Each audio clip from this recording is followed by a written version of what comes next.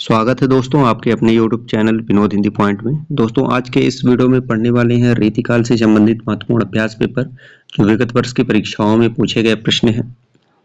पहला प्रश्न है, भूषण दो राजाओं के दरबारी कवि थे, इनमें से पहले थे शिवाजी, दूसरे कौन थे?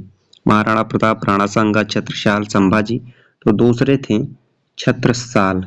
पहले थे शिवाजी और दूसरे थे छत्रसाल। छत्रसाल दशक नाम से इनकी रचना है और शिवाजी बावनी के नाम से भी इनकी रचना है, शिवा बावनी। शिवा बावनी में शिवाजी के गुणों का बखान किया गया है। अगला प्रश्न है, भूषण रीतिकाल के किस काव्यधारा के कवि हैं? रीतिबद्ध, रीतिमुक्त, रीतिसिद्ध, आश्रयवादी। तो भूषण जो है रीतिकाल के रीतिबद्ध काव्यधारा के कवि हैं और इनका वास्तविक नाम है घनश्याम। भूषण का वास्तविक नाम क्या था? देखिए यह प्रश्न आ भी गया। घनश्याम रास बिहारी कृष्णदास चंद्र भूषण। तो भूषण का वास्तविक नाम था घनश्याम। महाकवि भूषण की रचना है रेणुका, चिदंबरा, दीपशिखा, छत्रसाल दशक। तो महाकवि भूषण की रचना है छत्रसाल दशक। चिदंबरा पंत का है। इन पर चिदंबरा पर ज्ञानपीठ पुरस्कार प्राप्त हुआ है। रेणुका रामधारी सिंह दिनकर का है और दीपशिखा महादेवी वर्मा का है। अगला प्रश्न है, शिवराज भूषण ग्रंथ में किसका विवेचन मिलता है? रस, ध्वनि, अलंकार, औचित्य। शिवराज भूषण में किसका विवेचन मिलता है? तो अलंकार का। एक प्रश्न यहां बन सकता है, शिवराज भूषण में भूषण ने कितने अलंकार दिए हैं? तो 105 अलंकार। यह प्रश्न बहुत ही महत्वपूर्ण है, कई बार परीक्षा में पूछा गया है। शिवराज भूषण में कितने अलंकार हैं? तो 105 अलंकार। भूषण के ग्रंथों में अलंकार निरूपक है शिवा बावनी, शिवराज भूषण, छत्रसाल दशक, दूषण उल्लास। भूषण के ग्रंथों में अलंकार निरूपक है तो शिवराज भूषण जो है भूषण के ग्रंथों में अलंकार निरूपक है।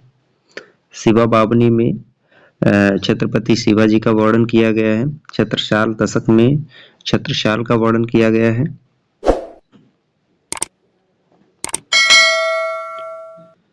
अगला प्रश्न है, रामचंद्र शुक्ल ने अपने हिंदी साहित्य का इतिहास ग्रंथ में इनमें से किस कवि को हिंदी जाति का प्रतिनिधि कवि कहा है? भूषण, सूदन, लाल कवि, रहीम। तो हिंदू जाति का प्रतिनिधि कवि भूषण को आचार्य रामचंद्र शुक्ल ने कहा है। अपने इतिहास ग्रंथ हिंदी साहित्य का इतिहास जो 1929 ईस्वी में लिखा गया, उस ग्रंथ में इन्होंने हिंदू जाति का प्रतिनिधि कवि भूषण को माना है। गंग कवि का जन्म स्थान है आगरा, प्रयाग, इटावा, गंगापुर नगर। तो गंग कवि का जन्म स्थान है इटावा।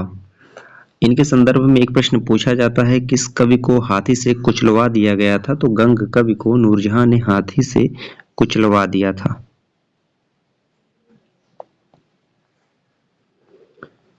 गंग कवि का जन्म 1538, मृत्यु 1625। रीतिकालीन काव्यधारा के प्रथम कवि थे। ये इटावा जिले के एकनार गांव के निवासी थे। इनका मूल नाम था गंगाधर। गंग के प्रमुख ग्रंथ हैं गंग पदावली, गंग पचीसी, गंग रत्नावली।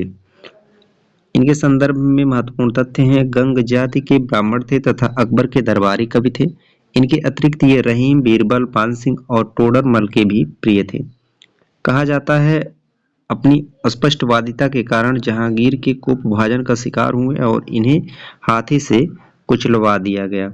भिखारी दास जी ने इनके विषय में कहा है, तुलसी गंग दो है सुकवनी के सरदार। ये पंक्ति जो है कई बार परीक्षा में पूछा गया है, तुलसी गंग दो है सुकवनी के सरदार। तुलसीदास और गंग कवि दोनों जो है कवियों के सरदार हुए, ऐसा भिखारी दास जी ने कहा है गंग के संदर्भ में। यही उक्ति फिर से पूछी जा रही है, तुलसी गंग दो है सुकवनी के सरदार। उक्ति के रचनाकार कौन है? तो ये जो उक्ति है ये भिखारी दास की है। इन्होंने गंग कवि के संदर्भ में यह उक्ति कही है। नैन नचाए कहो मुस्काई लला फिर आइयो खेलन होरी। पंक्ति के कवि कौन है? सेनापति, घनानंद, पद्माकर, ठाकुर। तो ये पद्माकर की पंक्ति है, कई बार परीक्षा में पूछा गया है। नैन नचाए कहो मुस्काए, पद्माकर के संदर्भ में प्रस्तुत पंक्ति पद्माकर की है। यह होली विषयक सवैया है। पद्माकर का जन्म संवत 1880 में बांदा में हुआ था। इनके पिता का नाम मोहनलाल भट्ट था। पद्माकर को रीतिकाल के कवियों में श्रेष्ठ स्थान प्राप्त है। कविराज शिरोमणि की पदवी, ये परीक्षा में पूछा जाता है, किस कवि को कविराज शिरोमणि की पदवी प्राप्त है तो पद्माकर को।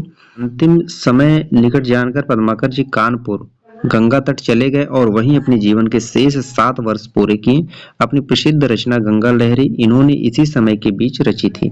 पद्माकर का जगत विनोद काव्य रसिकों और अभ्यासियों दोनों का कंठहार रहा है। इनका प्रसिद्ध रचना है जगत विनोद, जो काव्य रसिकों और अभ्यासियों दोनों का कंठहार रहा है। गंगा लहरी किसकी रचना है? मतीराम पद्माकर ठाकुर बोधा। गंगा लहरी किसकी रचना है? तो ये पद्माकर की रचना है। गंगा लहरी पद्माकर की रचना है। जगत विनोद भी पद्माकर का ही है। पद्माकर द्वारा रचित 7 मौलिक ग्रंथ हैं, जिसमें हिम्मत बहादुर बिरदावली, पद्माभरण, जगत विनोद, प्रबोध पचासा, गंगा लहरी, प्रताप शाही बिरदावली, करीपचीसी आदि हैं। कहा जाता है वाल्मीकि रामायण, हितोपदेश आदि संस्कृत ग्रंथों का अनुवाद भी इन्होंने किया था। मौलिक ग्रंथों में पद्माभरण और जगत विनोद ही रीति ग्रंथ हैं। इनके जो ग्रंथ हैं परीक्षा में पूछे जाते हैं, हिम्मत बहादुर बिरदावली, ये जगत विनोद, गंगा लहरी और प्रताप शाही बिरदावली, ये सभी ग्रंथ जो है परीक्षा में पूछे जाते हैं। प्रबोध पचासा ग्रंथ के रचयिता कौन है? रामानंद, कबीर, मतीराम, पद्माकर। प्रबोध पचासा, गंगा लहरी, जगत विनोद, तो ये पद्माकर का है। काव्य रसायन किसकी रचना है? भूषण देव, बोधा ठाकुर। काव्य रसायन किसकी रचना है? तो ये देव की रचना है। देव कवि का जन्म 1673 ईस्वी में इटावा जिले के गौसरिया ब्राह्मण परिवार में हुआ था और इनकी मृत्यु 1767 ईस्वी के लगभग हुई थी।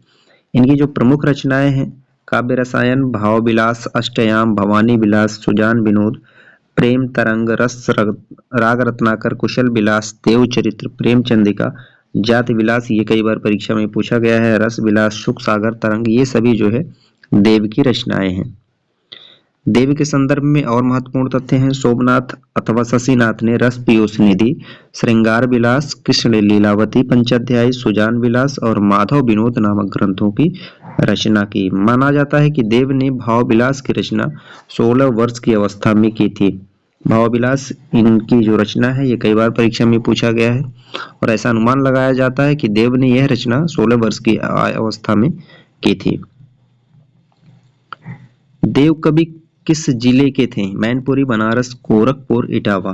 तो देव कवि जो है यह इटावा के थे। सुजान विनोद के रचनाकार कौन है? घनानंद, देव, पद्माकर, मतीराम। सुजान विनोद के रचनाकार कौन है? तो देव की रचना है सुजान विनोद। जाति विलास के रचयिता कौन है? भिखारी दास, देव, मतीराम, भूषण। जाति विलास के रचयिता हैं देव। अष्टयाम किसकी रचना है? सेनापति, देव, भूषण, पद्माकर। अष्टयाम किसकी रचना है? तो अष्टयाम जो है यह देव की रचना है। रीतिबद्ध कवि देव हैं, अलंकारवादी, रीतिवादी, वक्रोतिवादी, रसवादी। तो रीतिबद्ध कवि देव जो है यह रसवादी आचार्य हैं। रसवादी विवेचना एक शास्त्रीय विवेचना थी जिसकी अभिव्यक्ति हिंदी के अनेक कवियों में पाई जाती है।